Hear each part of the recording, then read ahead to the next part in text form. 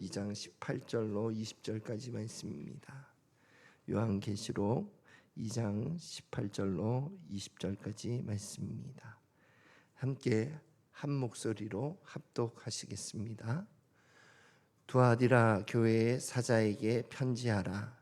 그 눈이 불꽃 같고 그 발이 빛난 주석과 같은 하나님의 아들이 이르시되, 내가 내 사업과 사랑과 믿음과 섬김과 인내를 아노니 내 나중 행위가 처음 것보다 많도다. 그러나 내게 책망할 일이 있노라.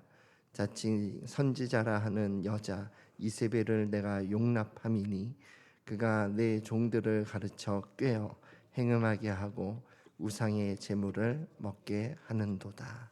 아멘. 오늘은 이제 7교회 중에 4번째 교회인 두아디라 교회에게 주시는 메시지를 함께 나눌 텐데, 먼저 7교회 중에 앞에 3교회의 메시지를 한번 살펴보겠습니다. 그 파워포인트가 나와야 되는데요.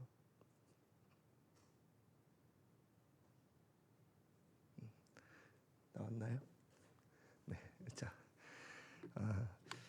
그 첫 번째는 이제 에베소 교회에게 주신 메시지인데, 무슨 이제 너희가 처음 사랑을 버렸는데 그 결과로 너희 삶 가운데 처음 행위인 아가페 행위가 없어졌다 하면서 그 처음 행위인 아가페를 다시 가져야 된다 하는 메시지가 에베소 교회에게 주신 메시지고, 두 번째 교회인 서머나 교회는 아주 핍박이 심한 그런 교회에게 주시는 메시지로 이제 죽음에 이르기까지 충성해라 하는 것이 두 번째 메시지고, 그리고 세 번째 교회인 버가모 교회는 이제 교회가 국교화된 상황에서 믿는 자와 믿지 않는 신앙 고백을 가진 자와 그렇지 않은 사람들이 같이 교회에 섞여 있으면서 발람의 교훈, 즉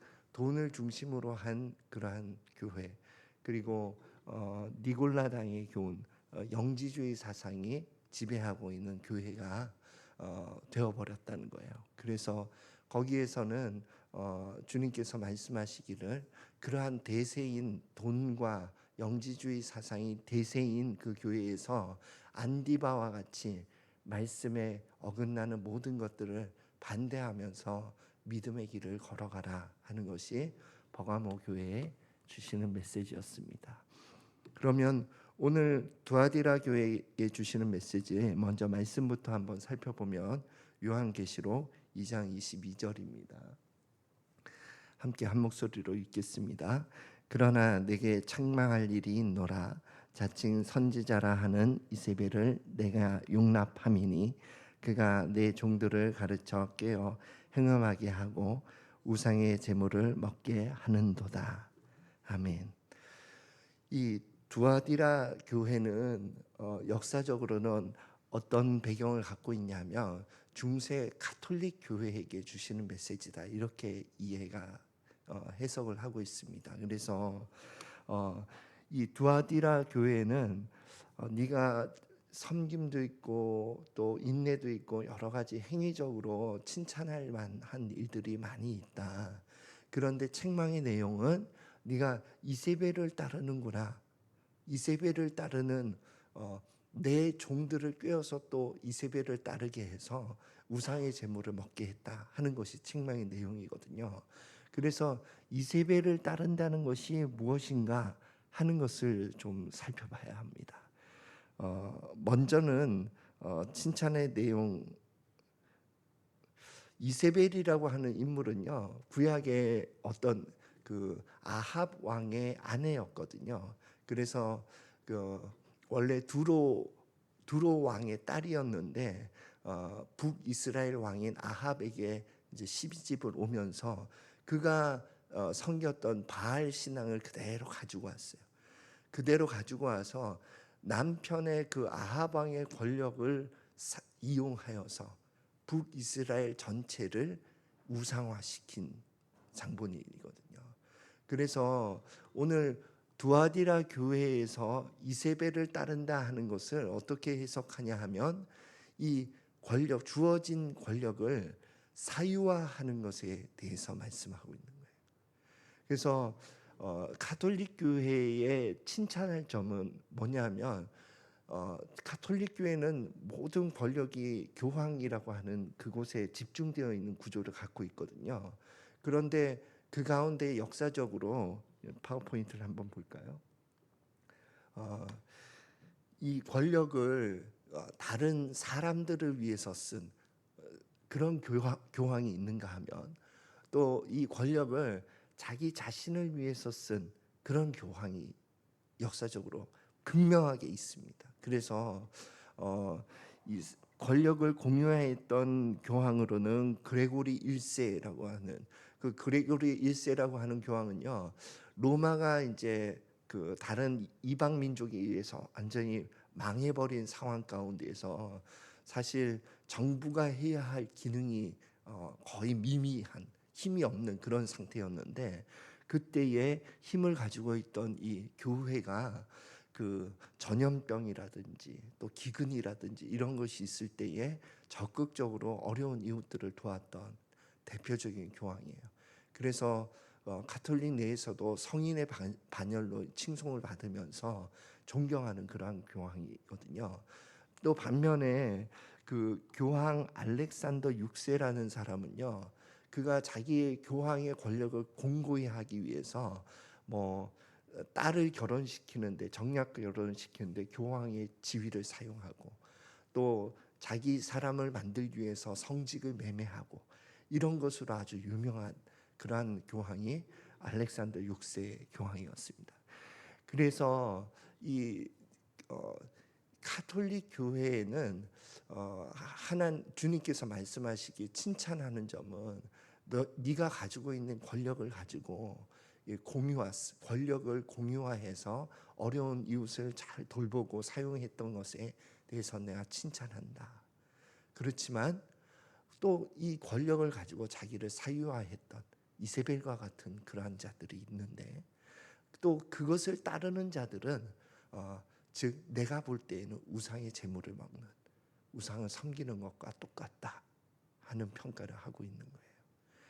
그래서 오늘날 우리의 삶 가운데 이 두아디라 교회의 이 메시지를 어떻게 적용할 수 있을까 했을 때 한 가지 단어가 저는 떠올랐는데, 그것이 온유라고 하는 단어예요. 온유라고 하는 단어는 헬라어로는 프라우스라고 하는 단어를 쓰는데, 이것은 어떤 때 쓰여졌던 단어냐 하면은 야생마를 막 길들일 때, 야생마는 자기 힘을 막 마음대로 분출하잖아요. 그렇지만 그것을 길들인 말이 되면은 이 목표를 향해서 힘을 쓸 줄 아는 그러한 말이 되잖아요. 그때에 쓴 단어가 프라우스라고 하는 단어예요. 그러니까 우리에게 주어진 힘을 막 야생마처럼 막 마음대로 분출하지 말고 우리에게 주어진 그 힘을 잘 절제해서 정말 주인의 뜻대로 그것을 집중해서 쓸 수 있도록 할 때에 온유한 자라고 하는 거거든요. 그래서 이 온유를 제 신앙의 삶 가운데 언제 배우게 되냐 하면은 내가 힘을 가진 위치에 있을 때, 그러니까 예를 들면 뭐 작게는 가정 안에서 아버지라고 하는 힘이 있는 거잖아요. 그래서 뭐 자녀가 어릴 때라든지 이때 많이 상처를 주게 되는 것 같아요. 내 힘을 마음대로 그냥 내 감정에 따라서 분출해 버렸을 때에 자녀에게 상처를 주는 경우 많이 경험해요. 아내에게도 그렇고. 그러니까 이 내가 가지고 있는 힘을 주님의 말씀에 따라서 너 그렇게 사용하지 마라 할 때 그렇게 사용하지 않을 수 있는 것이 온유예요. 대부분은 가지고 있는 힘을 주님께서 대부분은 사용하지 마라 하시더라고요. 그리고 언제 그 사용을 허락하시냐 하면은 공동체를 위해서 힘을 사용하라 할 때. 그때 네가 가지고 있는 그 힘을 사용하라고 허락하시는 거예요. 대부분 나를 위해서는 내가 가지고 있는 힘을 사용하지 마라 하는 것으로 훈련하시더라고요. 예. 그래서 우리가 가지고 있는 힘을 잘 절제하는 것, 그것이 오늘 두아디라 교회에게 주시는 메시지와 일맥상통한다고 생각합니다. 그래서 이제 말씀을 정리하자면은 두아디라 교회에게 주시는 메시지는 우리 삶 가운데는, 신앙의 삶 가운데도 마찬가지입니다. 하나님께서 부여하신 힘이 있는 시기가 있어요. 그것이 돈의 힘이 되었든 사람들의 영향력의 힘이 되었든 그 힘이 주어지는 그 시기가 있는데, 그때에 그 힘을 나를 위해서 사용하지 말고 사유화하지 말고 그 주어진 힘을 공동체를 위해서, 이웃을 위해서 사용하는 온유를 배우고 절대로 이세벨의 길을 따르지 마라. 그것이 두아디라 교회에게 주시는 주님의 메시지가 되는 것입니다. 그래서 주어진 힘에 대해서 절대 온유해라 하는 것이 네 번째 교회인 두아디라 교회에게 주시는 주님의 메시지가 되는 것입니다. 이 길을 따르는 저와 여러분이 되시기를 예수 그리스도 이름으로 축원드립니다. 기도하겠습니다. 하나님 아버지,